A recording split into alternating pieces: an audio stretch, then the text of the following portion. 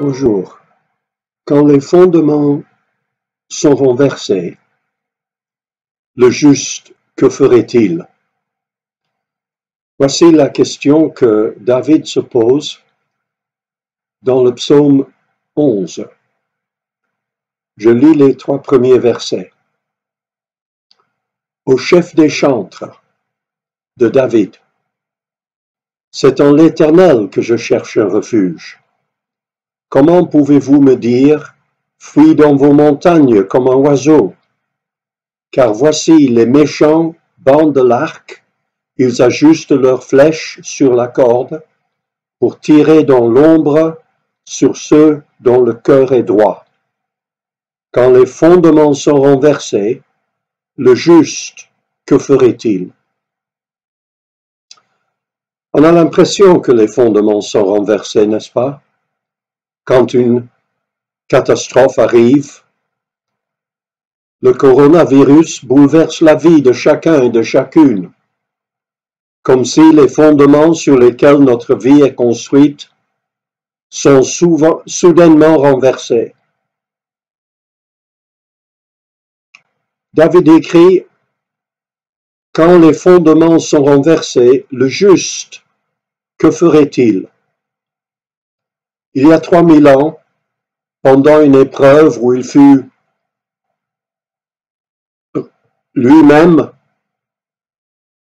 attaqué, où il lui semblait que les fondements de sa vie étaient renversés, il écrit ce psaume. Il se pose cette question. C'est dans la période de sa vie où le roi Saül cherchait à l'assassiner, non à cause d'un crime qu'il aurait commis, mais parce qu'il servait Dieu fidèlement. Le coronavirus montre que ce n'est pas seulement les méchants qui souffrent. Jésus dit que Dieu fait lever son soleil sur les méchants et sur les bons, et il fait pleuvoir sur les justes et sur les injustes. La différence entre les croyants et les non-croyants n'est pas que les croyants sont toujours bien et que les non-croyants vont toujours mal. La différence n'est pas dans la souffrance elle-même, mais dans la gestion, le vécu de cette souffrance. David a découvert ce que bien d'autres hommes et femmes de Dieu ont découvert, c'est-à-dire que la solution, le réconfort, la victoire, quand les fondements sont renversés, viennent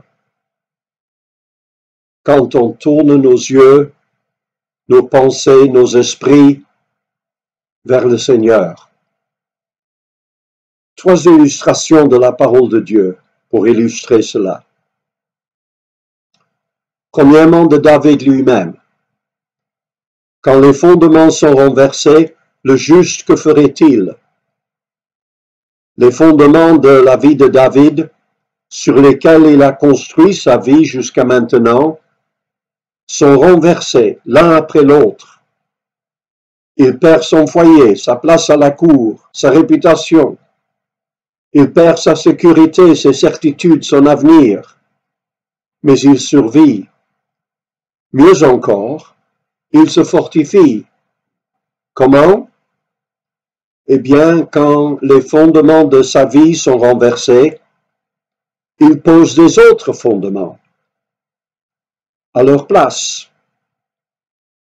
Il est persécuté par Saül, un roi qui a débuté bien dans la crainte de l'Éternel, mais qui est devenu un tyran paranoïde,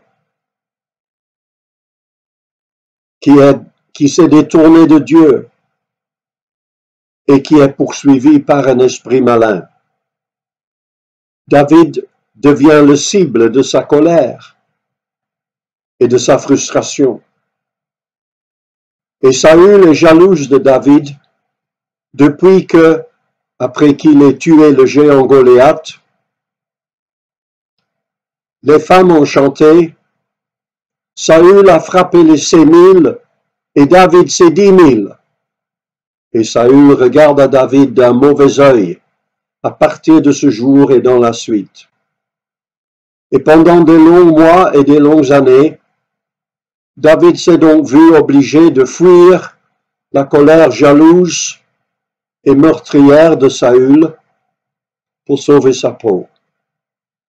Lui et ses amis sont chassés de caverne en caverne, de grotte en grotte, de refuge en refuge. Ils doivent vivre dans des montagnes et des déserts, loin de la civilisation, loin de sa famille, loin de ses amis, toujours en crainte de sa vie. Quand les fondements sont renversés, le juste, que ferait-il? Savez-vous ce que fait David? Il écrit des psaumes. Et l'un des plus beaux, et certainement le mieux connu de ces psaumes, est aussi écrit pendant cette période, quand il est caché dans la forêt de Héret, le psaume 23, cantique de David. L'Éternel est mon berger, je ne manquerai de rien. Il me fait reposer dans de verts pâturages, il me dirige près des eaux paisibles, il restaure mon âme. Il me conduit dans les sentiers de la justice à cause de son nom. Quand je marche dans la vallée de l'ombre de la mort, je ne crains aucun mal, car tu es avec moi. Ta houlette et ton bâton me rassurent. Tu dresses devant moi une table, en face de mes adversaires. Tu oins d'huile ma tête, et ma coupe déborde. Oui, le bonheur et la grâce m'accompagneront tous les jours de ma vie, et j'habiterai dans la maison de l'Éternel jusqu'à la fin de mes jours. L'Éternel est mon berger. David sait ce que c'est un berger parce que lui-même aussi, il est berger. Un berger conduit et protège ses brebis. Il veille à leur bien. Les brebis ne se soucient de rien. Elles suivent leur berger sans souci et sans crainte. Et Jésus dit, je suis le bon berger. Je connais mes brebis et elles me connaissent. Comme le Père me connaît et comme je connais le Père, et je donne ma vie pour mes brebis. Je suis venu afin que les brebis aient la vie et qu'elles soient dans l'abondance. Les brebis entendent la voix de leur berger. Il appelle par leur nom les brebis qui lui appartiennent et il les conduit. Il marche devant elles et les brebis le suivent parce qu'elles connaissent sa voix. David chante, l'Éternel est mon berger, pas été, quand tout allait bien, mais maintenant, quand je marche dans la vallée de l'ombre de la mort. L'Éternel est mon berger, je ne manquerai de rien. Le changement de temps dans ce texte est important. L'Éternel est mon berger, temps présent. Je ne manquerai de rien, ton futur. Le fait que l'Éternel soit notre berger aujourd'hui garantit que nous ne manquerons de rien demain. David ne se laisse pas emprisonner, empoisonner par ces circonstances difficiles actuelles. Au contraire, il s'efforce de regarder vers l'avenir. Et malgré la détresse actuelle de ses fondements renversés, il s'appuie consciemment sur le fondement que personne, même le roi Saül, ne peut renverser. L'Éternel est mon berger. Pas l'Éternel était mon berger. Pas l'Éternel sera mon berger. mais l'Éternel est mon berger. Et il ne déclare pas seulement que l'Éternel est un berger. Il chante, l'Éternel est mon berger. Et dans le moment où nos fondements sont renversés, quand il nous semble que le monde autour de nous chancelle, quand notre avenir devient un point d'interrogation, l'Éternel est mon berger est un réconfort profond, une consolation calmante, une assurance ferme qui amène la paix de Dieu dans notre âme. L'Éternel est mon berger, je ne manquerai de rien, il me fait reposer dans de verts pâturages, il me dirige près des eaux paisibles. David chante « Je ne manquerai de rien », mais sa réalité actuelle est qu'il manque de tout. Il n'a guère à manger et à boire. Il n'a pas de toit au-dessus de sa tête. Il n'a aucune certitude quant à son avenir. Mais il chante « Il me fait reposer dans de verts pâturages ». Mais il ne peut pas se reposer. Comment se reposer? Comment rester tranquille quand il faut toujours être sur le qui-vive pour les assassins envoyés par le roi Saül partout dans le pays? Pourtant, il continue, il me dirige près des eaux paisibles. Mais il n'y a pas d'eau dans le désert où il séjourne. Ce que David chante semble ne point correspondre à la réalité, à sa réalité. Quand ses fondements sont renversés. Est-ce que David chante la vérité? Oui. Car comme ses psaumes le montrent, David ne se laisse pas emprisonner par ses circonstances physiques, sentimentales et émotionnelles. Au contraire, il ouvre son esprit et son âme consciemment à l'Éternel. Voilà pourquoi il chante pendant et malgré ses épreuves. Dieu restaure mon âme. Et comme David, nous aussi, nous voulons l'âme tranquille, l'esprit en paix. Où chercher cette tranquillité, cette paix? Pas dans le monde, en pleine tempête du coronavirus, actuellement, mais en Jésus-Christ qui est et reste le même hier, aujourd'hui et éternellement. Quand les fondements sont renversés, le juste, que ferait-il? David poursuit son psaume 11 en chantant « L'Éternel est dans son saint temple, l'Éternel est à son trône dans les cieux, ses yeux regardent. » Et il termine ce psaume avec l'assurance « L'Éternel est juste, les hommes droits contemplent sa face. » Des promesses divines merveilleuses, aussi bien pour David que pour nous. Quand les fondements sont renversés, le juste, que ferait-il? Le deuxième exemple, c'est l'apôtre Paul. Les fondements de l'apôtre Paul sont renversés quand il attend son exécution en prison à Rome. Et là, il suit l'exemple de David. Il n'écrit pas des psaumes, mais des lettres. Ses épîtres aux églises d'Éphèse, de Philippe et de Colosse, ainsi qu'à son ami Philémon. Et contraire à ce qu'on pourrait s'attendre d'un innocent qui est condamné à mort, ces lettres ne contiennent ni plainte, ni lamentation, ni pitié de soi-même. Au contraire, elles rayonnent de l'encouragement et de l'assurance. Comment est-ce que Paul arrive à rester si positif dans des circonstances pareilles?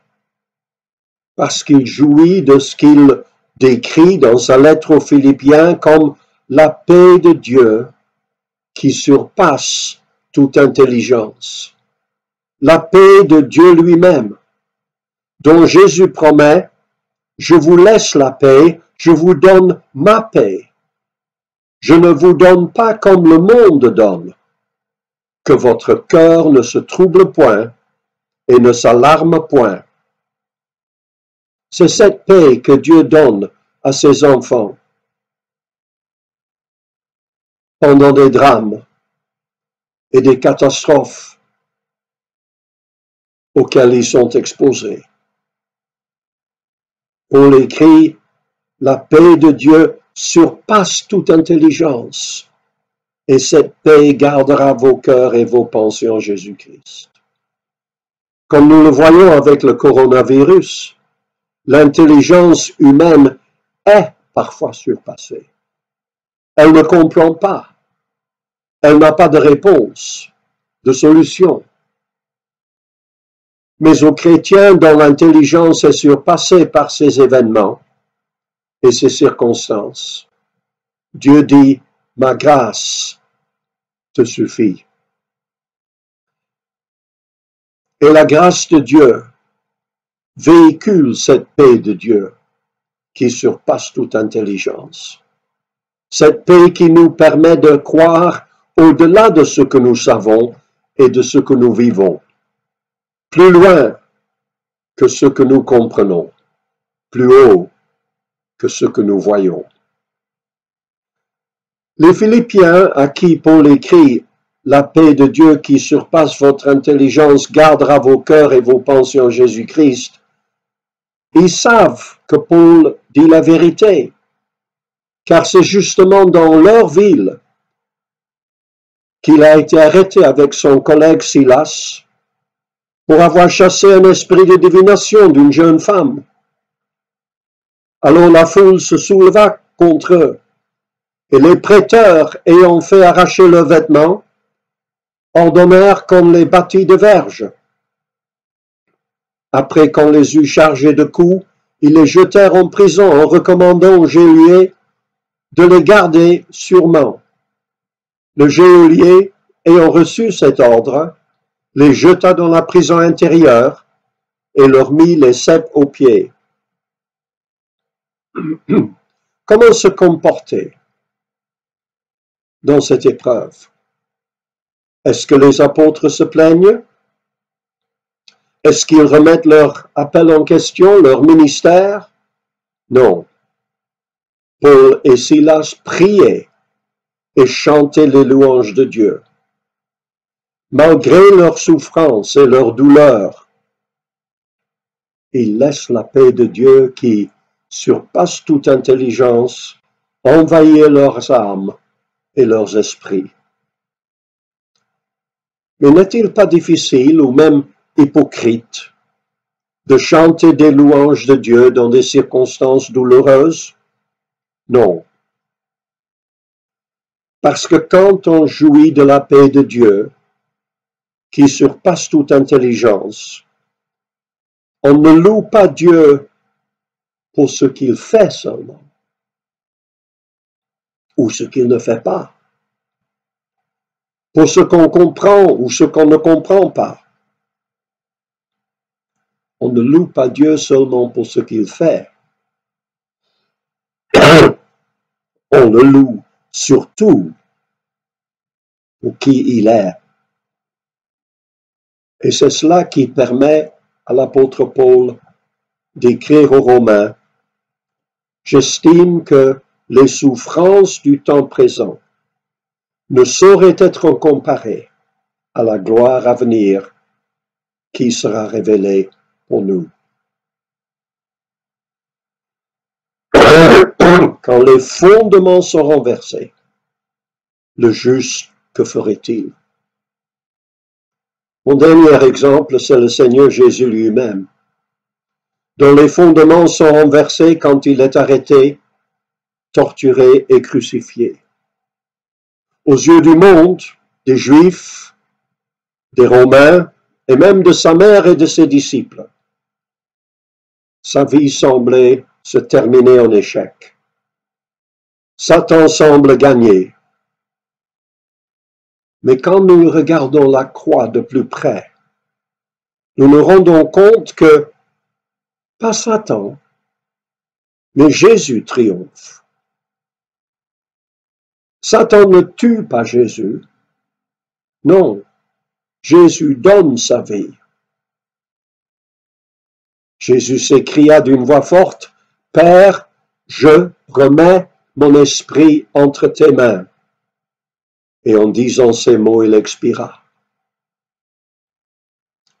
Dans le jardin de Gethsémane, il a dit à Pierre, « Penses-tu que je ne puisse pas invoquer mon Père, qui me donnerait à l'instant plus de 12 légions d'anges? » Mais il n'appelle pas les anges. Pourquoi pas? Les passants l'injuriaient, ont secoué la tête,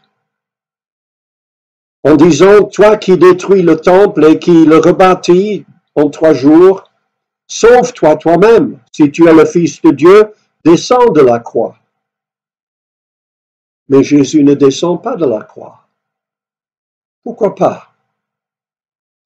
L'un des malfaiteurs crucifiés l'injuriait, disant, n'es-tu pas le Christ? Sauve-toi toi-même et sauve-nous. Mais Jésus ne se sauve pas. Pourquoi pas? Comment tient-il jusqu'au bout? Parce que Jésus, le chef et le consommateur de la foi, en vue de la joie qui lui était réservée, a souffert la croix, méprisé l'ignominie, et s'est assis à la droite du trône de Dieu. Comme David et comme Paul, quand ses fondements sont renversés, Jésus se tourne vers Dieu et ses promesses et contemple la victoire totale et l'éternité glorieuse que Dieu lui a réservée. Quand les fondements sont renversés, le juste, que ferait-il? Il dira avec David, « L'Éternel est mon berger. » Il expérimentera avec Paul la paix de Dieu qui surpasse toute intelligence. Et comme Jésus, il tournera ses regards vers le ciel en vue de la joie qui lui est réservée. Je termine avec des paroles du prophète Habakkuk, écrites à un moment où les fondements de sa vie sont renversés. Le figuier ne fleurira pas, la vigne ne produira rien, le fruit de l'olivier manquera, les champs ne donneront pas de nourriture, les brebis disparaîtront du pâturage, et il n'y aura plus de bœuf dans les étables. Toutefois, je veux me réjouir en l'Éternel, je veux me réjouir dans le Dieu de mon salut. L'Éternel, le Seigneur, est ma force. Que Dieu vous bénisse. Amen.